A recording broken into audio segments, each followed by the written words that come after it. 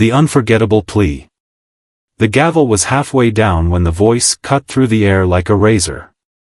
Your Honor, I want you to adopt me. For a moment, time itself seemed to hold its breath.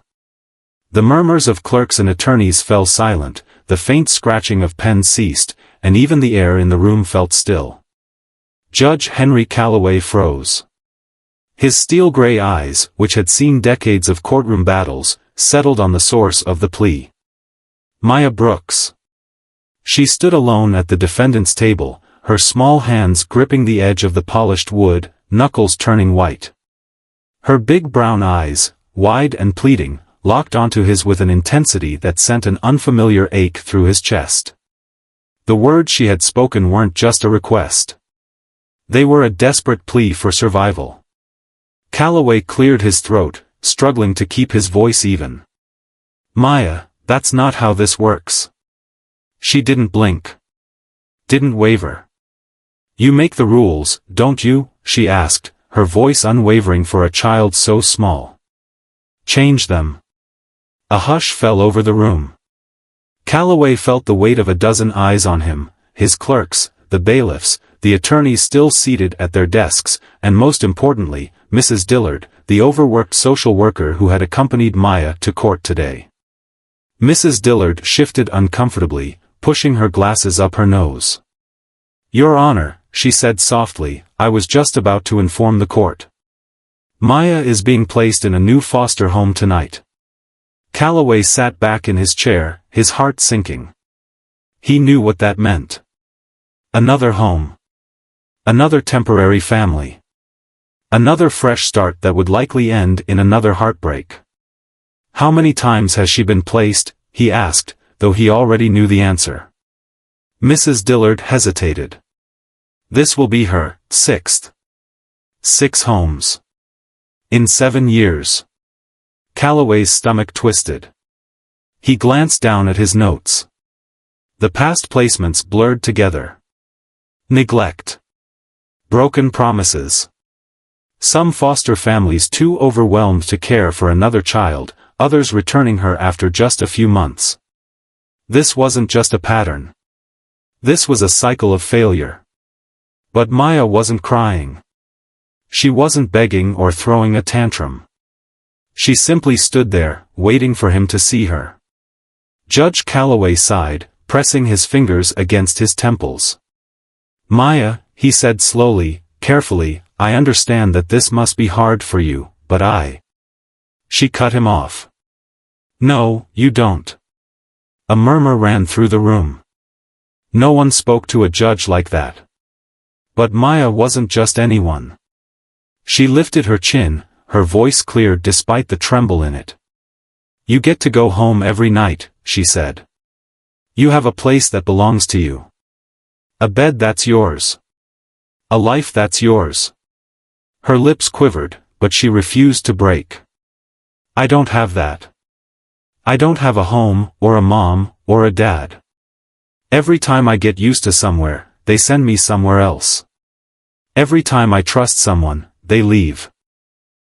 Calloway's throat felt tight. I know you can't just change the rules, she whispered. But I also know you don't want to send me there.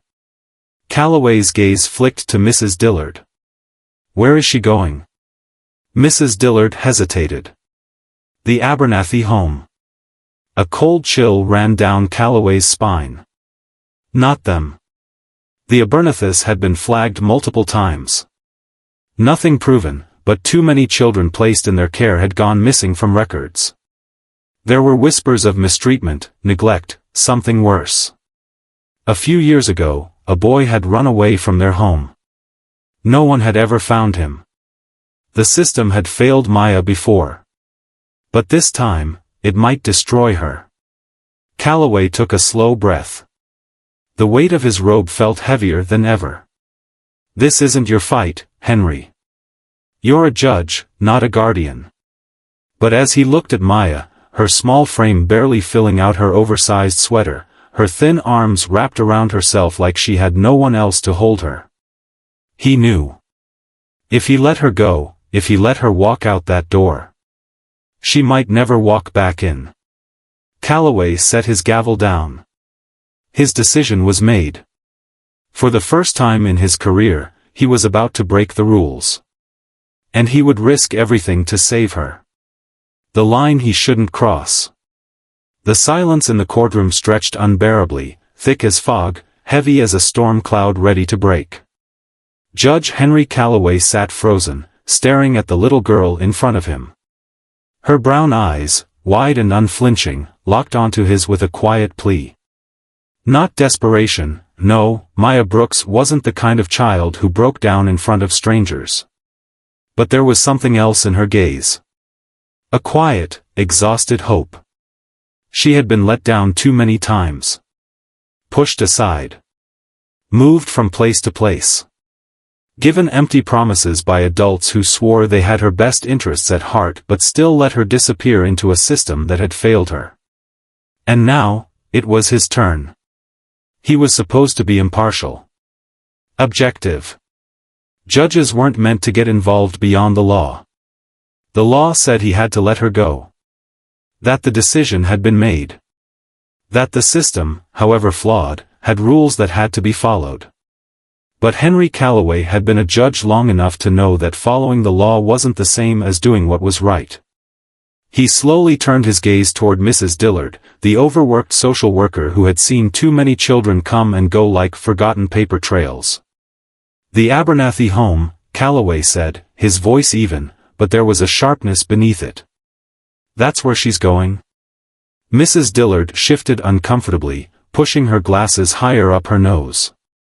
Yes, Your Honor. He tapped his fingers against the polished wood of his desk. That family has had allegations against them. She hesitated, as if measuring her words. Nothing ever proven. Calloway exhaled sharply. Of course not. Nothing ever was. I'm not comfortable placing her there, he said flatly. Dillard's lips pressed together in a thin line.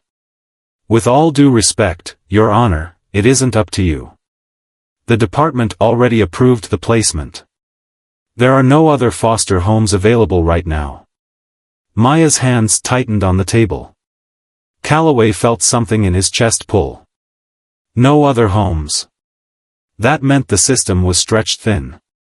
Too many children, not enough people willing to take them in.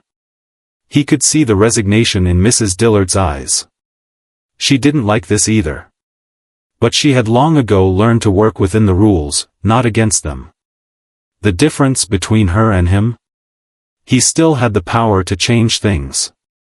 Calloway leaned back in his chair, rubbing his chin.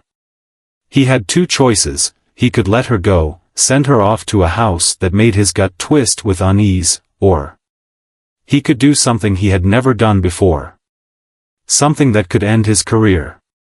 His next words came before he had fully thought them through. I want an emergency review of this placement. Dillard's eyes widened. Your Honor. I don't trust that home. The system is overloaded, she countered. We have no alternatives right now. She'll be taken care of. Calloway slammed his gavel down once. A sharp crack rang through the air. We don't know that. Maya flinched but didn't move away. Calloway took a deep breath and softened his tone. I won't let another child disappear through the cracks, Ms. Dillard. Dillard hesitated. If you delay the placement, she'll have to go to a temporary group home until we can find another family. Calloway nodded. That's fine. Maya's expression didn't change, but something in her shoulders relaxed, just the slightest bit. Mrs. Dillard still looked uncomfortable, but she nodded. I'll file the paperwork. Good. Calloway turned to Maya. For now, you'll be placed in the county group home. I'll personally oversee your case and make sure we find the right placement. It wasn't what she wanted. He could see that in her eyes. She wanted something permanent. But it was the best he could do. At least, it should have been. That night, Judge Henry Calloway had spent his entire career enforcing the rules. Now, he was about to break them. The clock on his office wall read 11:43 p.m. The courtroom was empty. The hallways dark and silent. He sat at his desk, staring at Maya's case file. He had requested an emergency placement review. That should have been enough. But something about this case wouldn't let him rest. He pulled out his personal laptop and logged into a restricted court database. He knew it was against protocol. Judges weren't supposed to conduct independent investigations. That was for social services, child protection agencies, and police. But the Abernathy's had been on his radar for years. Something about that family was wrong. He started with their financial records. Nothing obvious. Foster care stipends. State aid. A few charitable donations. Then he pulled up incident reports. Children running away. Complaints filed but never pursued. Whispered rumors of abuse that never made it to trial. Then, something caught his eye. A sealed report. One he shouldn't have access to.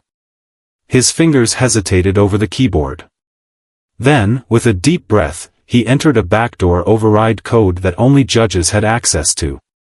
The document unlocked. What he saw made his blood run cold. A former foster child had vanished from the Abernathy home 2 years ago. A 14-year-old boy.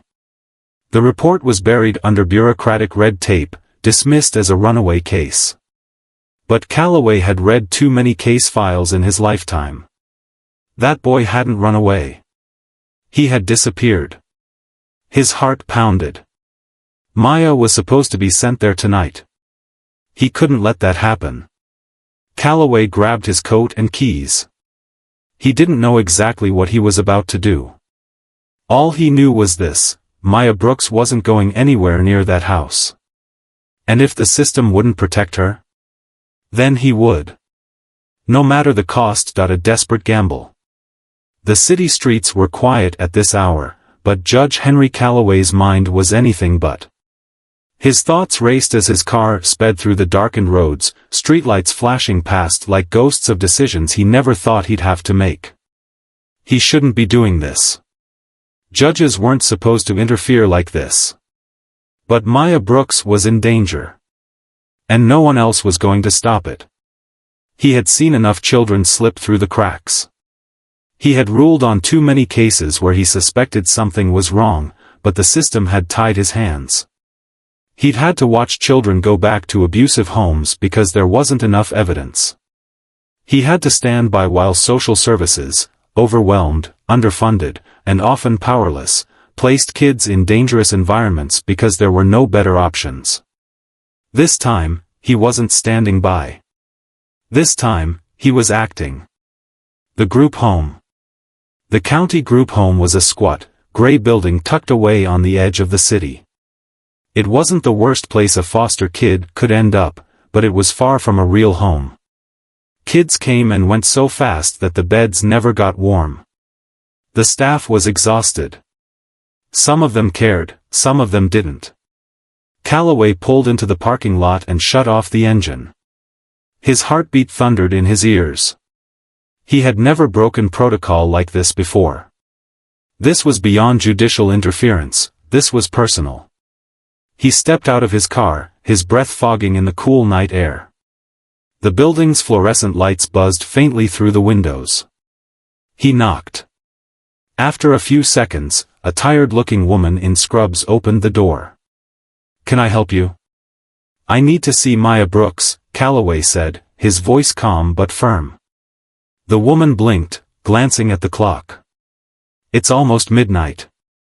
"What's this about?" He hesitated. He couldn't exactly say. "I just illegally accessed sealed files and found out her next foster home might be hiding something sinister." Instead, he said, "There's been a change in her placement. I need to take her." The woman frowned. "I haven't received any notice about that. I'll make sure it's handled in the morning. Right now, I need her with me." She studied him for a long moment. He could see the gears turning in her head. She knew who he was. Judge Calloway. A name that carried weight in the system. Finally, she sighed. Give me a second. She disappeared down the hall. He clenched his fists. If this went wrong, he could be arrested. He could lose his job. He could be disbarred. But none of that mattered right now. A minute later, the woman returned, Maya at her side. The girl was in pajamas, her tiny frame swallowed by an oversized sweatshirt. She blinked up at him sleepily. Judge Calloway? You're coming with me, he said. Maya didn't ask why. She didn't argue. She didn't cry. She just nodded. She had learned long ago that when an adult told you to go somewhere, you went. But this time, Calloway wasn't leading her to another unknown fate. This time, he was taking her somewhere safe. An unthinkable decision. He didn't take her to a hotel. He didn't take her to the courthouse. He took her to his home. It was the one line he never thought he'd cross. But as he watched her walk hesitantly into his warm, well-furnished living room, far different from the shelters and group homes she had known, he felt something shift inside him. She didn't say anything at first. Just stood there, looking around as if waiting for permission to exist in the space. Then, finally, she turned to him. Am I in trouble? He knelt down to her level. No. But I need you to trust me. She studied his face, as if trying to decide if he was just another adult making promises he couldn't keep. Then, quietly, she said, okay. She trusted him. That made it even worse. Because what he was doing was reckless. If anyone found out, he could lose everything. The files that changed everything. Calloway didn't sleep that night. After Maya curled up on his couch under a blanket, still too wary to fully relax, he sat at his kitchen table, laptop open, digging deeper. The more he uncovered, the sicker he felt. The Abernathy family wasn't just another bad foster home. They were something much worse. The missing boy from 2 years ago? He wasn't the first. Buried deep in old, forgotten records, Calloway found 3 other cases, all eerily similar. Children placed in that home who vanished. And no one had noticed. No one had cared. It was always written off as runaways. After all, foster kids ran away all the time, didn't they? Except these weren't runaways. They were disappearances. And Maya Brooks had been next. A dangerous call. Calloway had been a judge for 15 years. He knew how the system worked. He knew that if he went to the authorities without solid proof, they wouldn't do anything. They'd open an investigation. It would take months. By the time anyone did anything, Maya would already be in that house. And then, she might never be seen again. So he did something he never imagined himself doing. He picked up his phone and made a call. It rang twice before a deep, gravelly voice answered. This is Detective Rains. Rains, it's Calloway. A pause. Then, a sigh. What do you need? Calloway had known Rains for years. He was one of the few detectives Calloway actually trusted, because he didn't play politics. He cared more about justice than his career. I need you to listen to me carefully, Calloway said. And I need you to trust me. A pause. Then, go on. Calloway exhaled. There's something very wrong with the Abernathy foster home. I need you to look into it. Quietly. Another pause. What exactly are we talking about? Maya Brooks was supposed to be sent there tonight, Calloway said. And I have strong reason to believe that if she had been, she wouldn't have come back. Silence. Then, Rains said, where is she now? Calloway's jaw tightened. He could lie. But instead, he told the truth. She's with me. Another silence, this one heavier. Then. Jesus, Henry. I know. Do you have any idea what kind of trouble this could cause? I don't care. Another sigh. Then, send me everything you've got. Calloway nodded, already pulling up the files. Rains? Yeah. Hurry.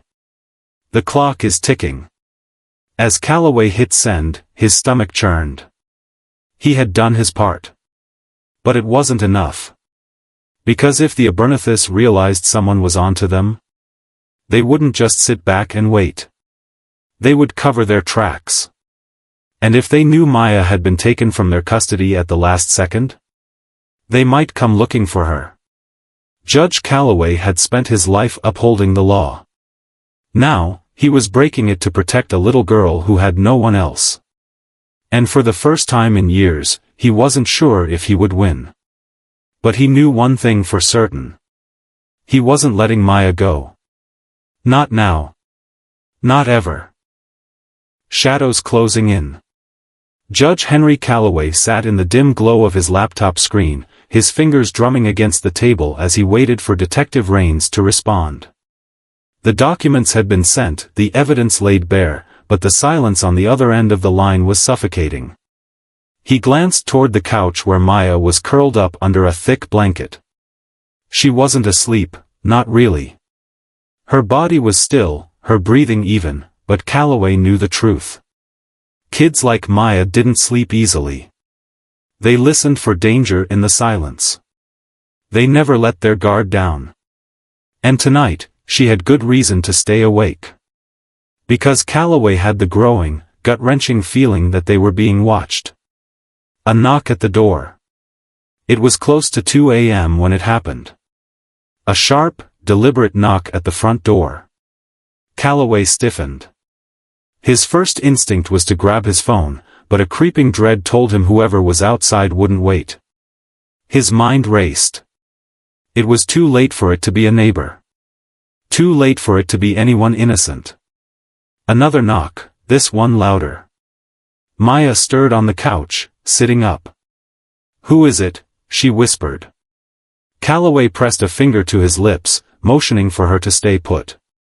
He stood, moving cautiously toward the door, his heart hammering against his ribs. Through the peephole, he saw a dark figure standing on his porch.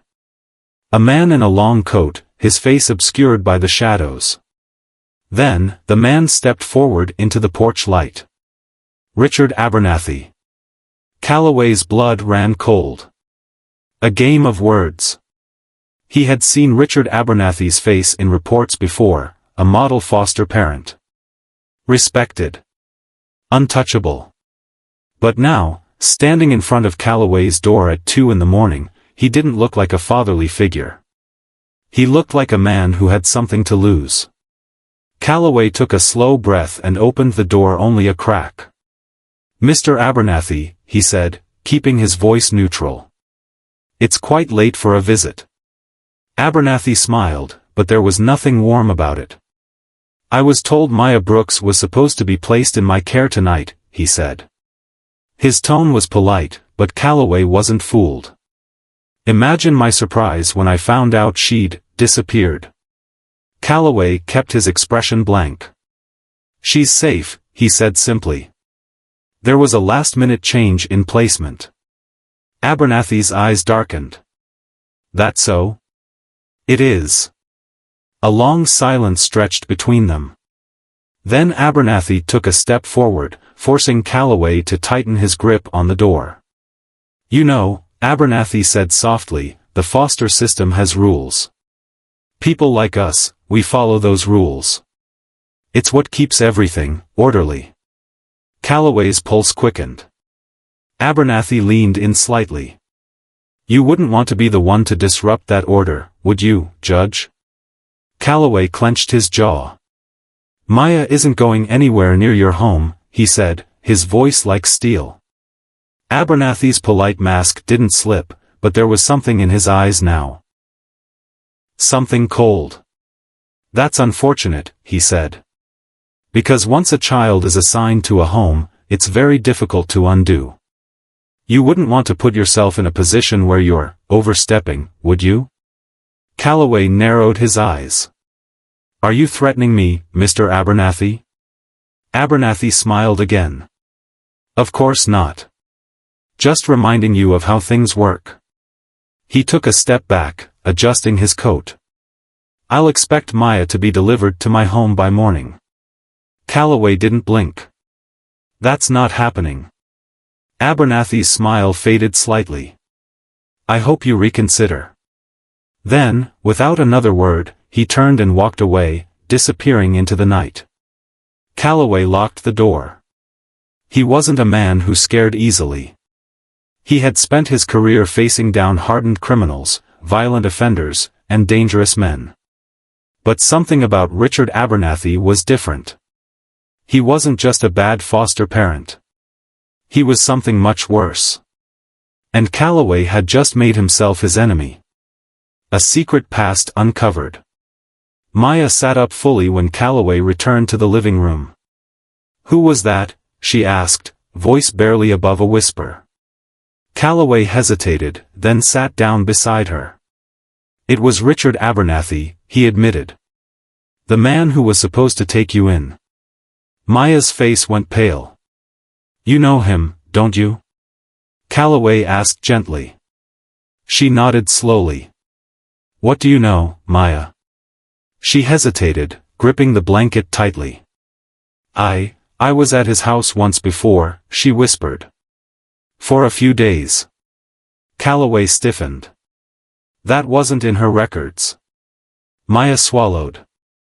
They took me back to the group home after the screaming. His stomach twisted. Screaming? She looked down.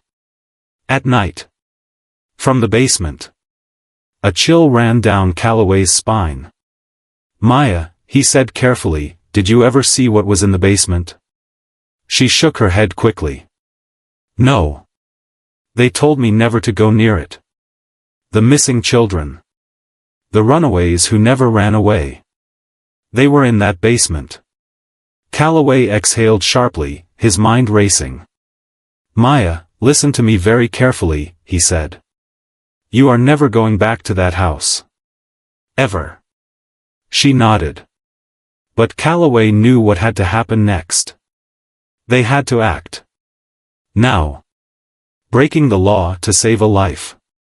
Calloway grabbed his phone and dialed Detective Rains. The detective answered on the first ring. Tell me you didn't just let Abernathy walk away. I didn't, Calloway said. But I also didn't have proof to stop him. You will soon, Rains said grimly. I pulled old missing persons reports. There's a pattern, Calloway. I think you're right. That house, it's a hunting ground. A chill spread through Calloway's bones. Rains, we can't wait for a warrant, he said. We have to go in. Tonight. Rains hesitated. You're talking about breaking and entering. I'm talking about saving lives, Calloway snapped. Silence. Then Rains sighed. I'll meet you there. Calloway grabbed his coat. Maya, he said, kneeling beside her. I need you to stay here. Lock the doors. Don't open them for anyone except me or Rains. She looked scared but nodded. Be careful. Calloway placed a hand on her shoulder. I will.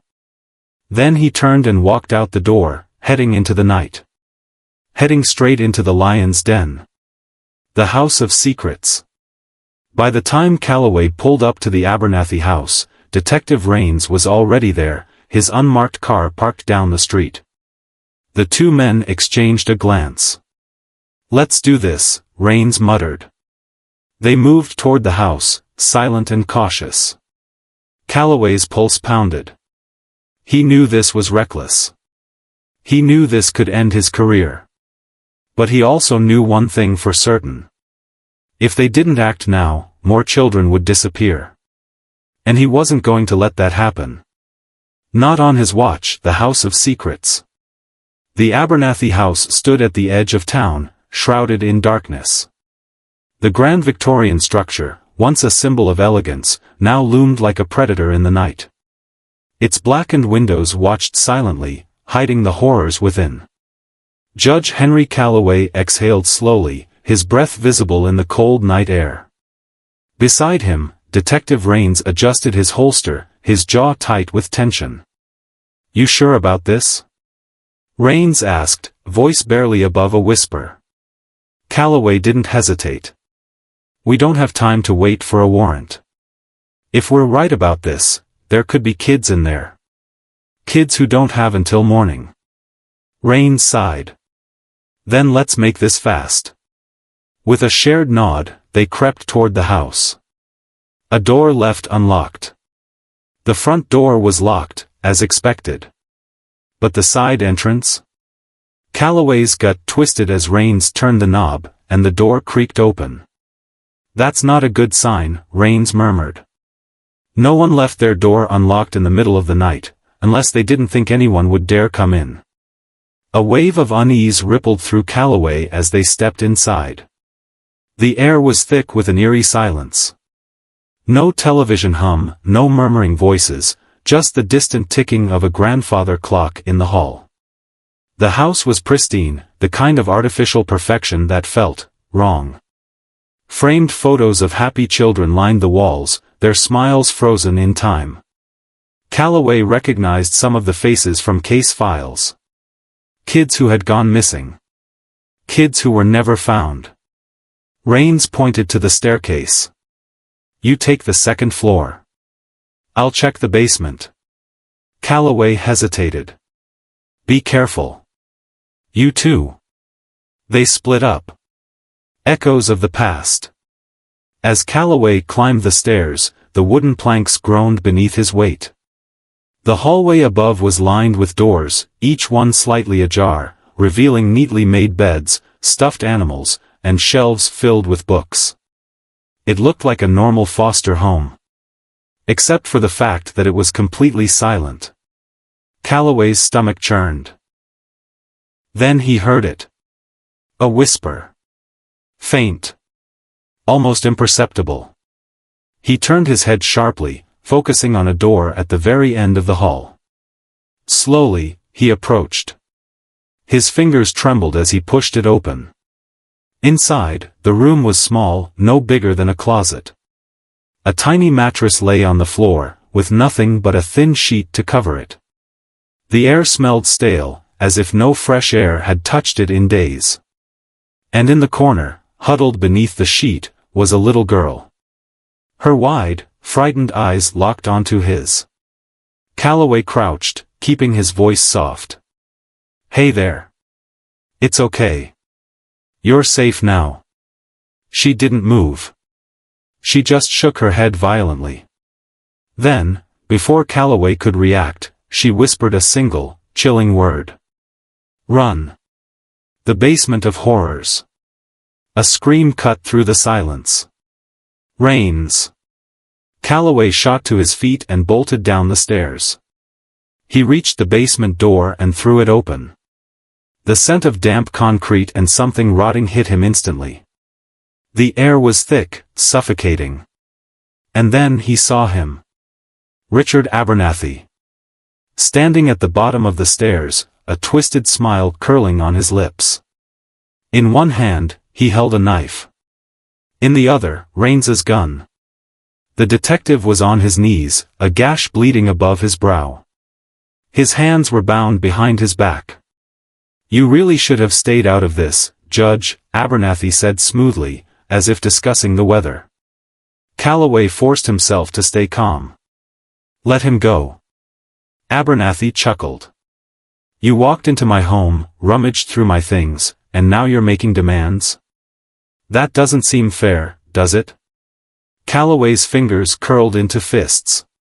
"You won't get away with this." "Oh, but I already have," Abernathy said. "For years. Decades, even. Do you have any idea how easy it is to make a child disappear? To make it look like they ran away? No one questions it. The system is built to forget them." Rage boiled in Calloway's veins. Abernathy smirked. But you had to go and meddle, didn't you? Calloway took a slow step forward. I don't think you understand how this ends for you. Abernathy raised the gun. I think I do. Then the lights went out. The fight for survival. Everything plunged into darkness. For a split second, Calloway couldn't see, couldn't breathe. Then, chaos.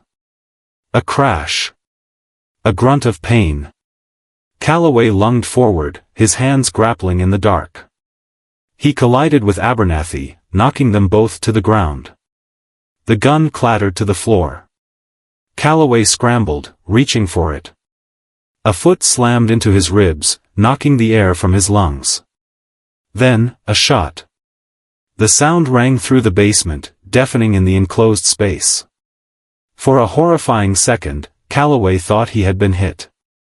But then a thud. A groan. And the lights flickered back on. Rains was on the ground, bleeding but alive.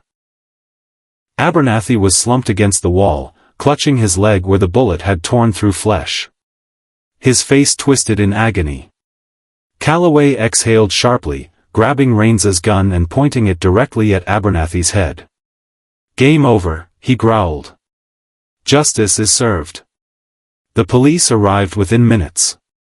Abernathy was dragged away in cuffs, screaming threats, his carefully built world crumbling around him. The basement was searched. They found everything. The hidden doors. The soundproofed rooms. The chains. And most importantly, the missing children. Some were alive. Some were not.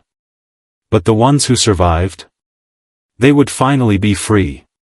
A new beginning. It was dawn when Calloway returned home. Maya was still curled up on the couch, her small body rising and falling in deep sleep. For the first time since he met her, she looked peaceful. Calloway sat down beside her, exhaustion weighing on his bones. Then, as if sensing him, she stirred. Her eyes fluttered open. Is it over? She murmured. Calloway hesitated, then nodded. Yeah, kid. It's over. She blinked sleepily. What happens now? A lump formed in Calloway's throat. Because he knew what she was really asking. Would she have to go to another home? Another family? Or, would she finally have one of her own? Calloway reached out and gently took her small hand in his. If you want, he said softly, I'd like you to stay. Her lips trembled. Her eyes filled with tears. Then, without hesitation, she threw her arms around him. And for the first time in years, Judge Henry Calloway allowed himself to cry. A family rebuilt. The house was quiet in the early morning light. For the first time in a long time, Judge Henry Calloway felt something shift deep inside him, something that had been locked away for years. The weight of his profession, the burdens of all the cases he had seen, the injustices he couldn't prevent, they had all made him cold, distant. But now, in the soft glow of dawn, with Maya still curled up beside him, he realized something. He wasn't just a judge anymore. He was a father. The morning after. Maya stirred beside him, her tiny fingers still gripping his sleeve. It had been an exhausting night, and Calloway had stayed by her side, afraid that if he left, she'd wake up alone and scared again. Her eyes fluttered open, groggy but aware. She blinked up at him and whispered, "Did you mean it?" Calloway didn't have to ask what she meant. He swallowed the lump in his throat. "Yes, Maya. If you want to stay, you'll never have to go anywhere else." For a moment, she didn't move. Then, all at once, she launched herself into his arms, gripping him tightly. "I want to stay," she sobbed into his chest. Calloway closed his eyes, holding her as tightly as she held him. The fight for custody. Of course, it wouldn't be that simple. The moment Calloway stepped into the courtroom later that day, not as a judge, but as a man fighting for the right to give a little girl a home, he knew it wouldn't be easy. Maya's social worker, Mrs. Harris, stood at the front of the room, her expression unreadable. Across from them, a state-appointed official flipped through Maya's case file, his brows furrowed. "I don't understand," the man, Mr. Donner, said, adjusting his glasses. "You're a sitting judge. Adopting a child who appeared in your own courtroom, that raises ethical concerns." Calloway took a deep breath. "I understand the optics, Mr. Donner, but I assure you, my motives are not political. I want Maya to have a home, not just another placement." Mrs. Harris finally spoke, her voice softer than usual. "Judge Calloway. Henry. You've always been a fair and just man. I know you care about Maya, but the system.